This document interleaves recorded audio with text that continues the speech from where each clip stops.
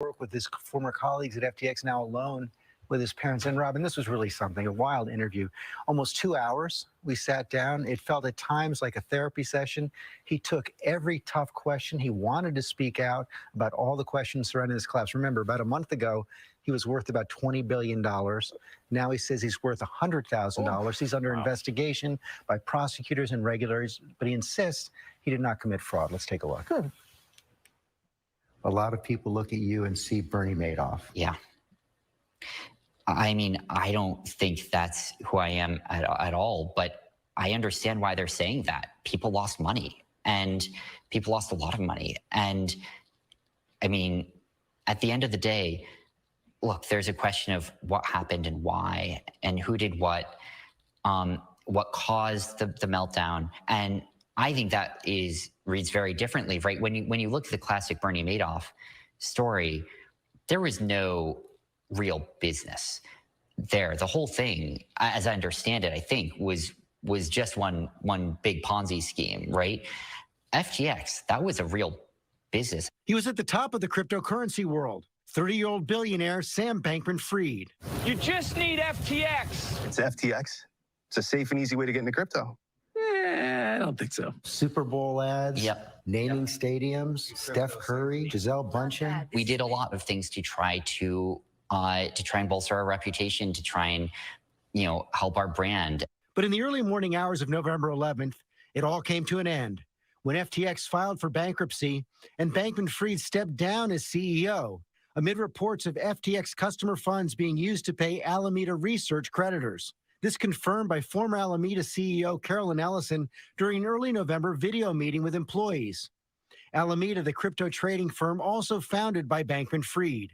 ABC News reached out to Carolyn Ellison for comment, but has not heard back. One of the reasons FTX went bankrupt is because FTX deposits were used to pay Alameda's creditors. Carolyn Ellison said you knew about that. Is that true? Best I can tell, Alameda did have a big position open on FTX. That position, I think, was very over collateralized a year ago. There was a total market collapse, and specifically a large correlated collapse in its assets over the last month, and to some extent over the last year, that threatened that position quite a bit. And I think that's as best I understand, a lot of what happened there. I am no cryptocurrency expert. I'm no finance expert, but I don't think you answered my question. I always ask you, did you know that FTX deposits were used to pay off Alameda creditors? I don't know of FTX deposits being used to pay off Alameda creditors. Are you, which creditors are you referring to? Carolyn Ellison said that you all knew that funds were put into Alameda. They were the funds owned by your depositors. So I can't speak for who knew what. A lot of the customers on FTX did have, borrows either, in dollars or Bitcoin or euros. But as you know, the FTX terms of service tell the people who signed up, none of the digital assets in your account are the property of or shall be or may be loaned to FTX trading. But you're saying that happened. My understanding is a few things happened. The first is there is a margin trading facility on FTX by which users can lend out funds, by which other users borrow funds. And so there are explicit cases where there is, margin extended, where there is borrow lending. If Alameda is borrowing the money that belongs to FTX depositors, that's a bright red line, isn't it? There are a lot of cases where that's actually explicitly part of the programs and that are happening. Not here. Here it says that the digital assets may not be loaned to FTX trading. They can't be loaned out.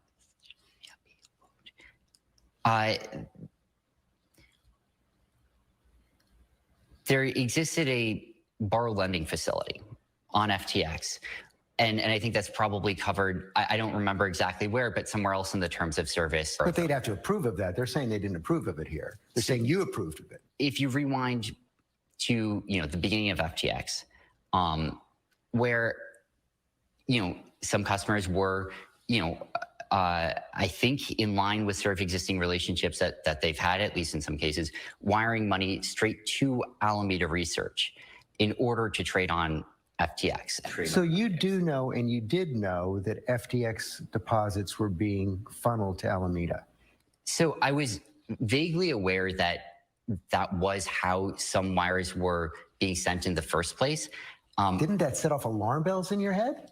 So there are a lot of people who are involved in that process. And look, I really deeply wish that I had taken like a lot more responsibility for understanding what the details were of what was going on there.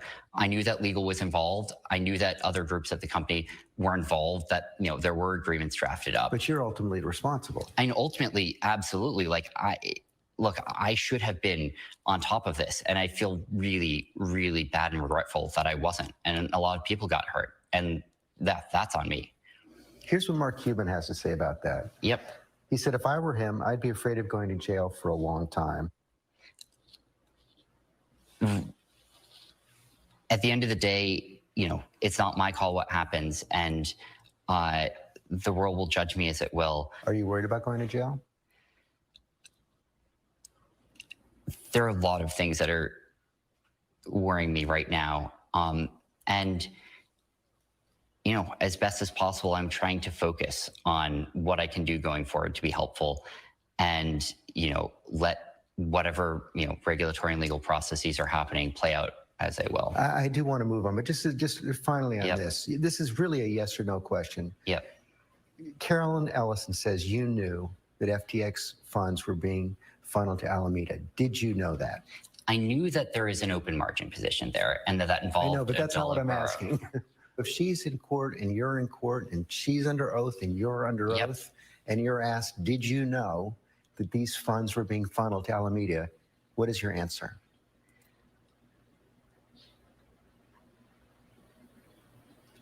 I did not know that there is any improper use of customer funds. You also took out a $1 billion loan. What was that for? That was generally for reinvesting in the company. I was not for, you know, consumption. You know, to my knowledge, I have basically nothing left. You know, basically everything I had was invested in the business. I expect I'm going to have nothing at the end of this. I think I had $100,000 left in my bank account last I checked. And I think I have, you know, one credit card working with that right now.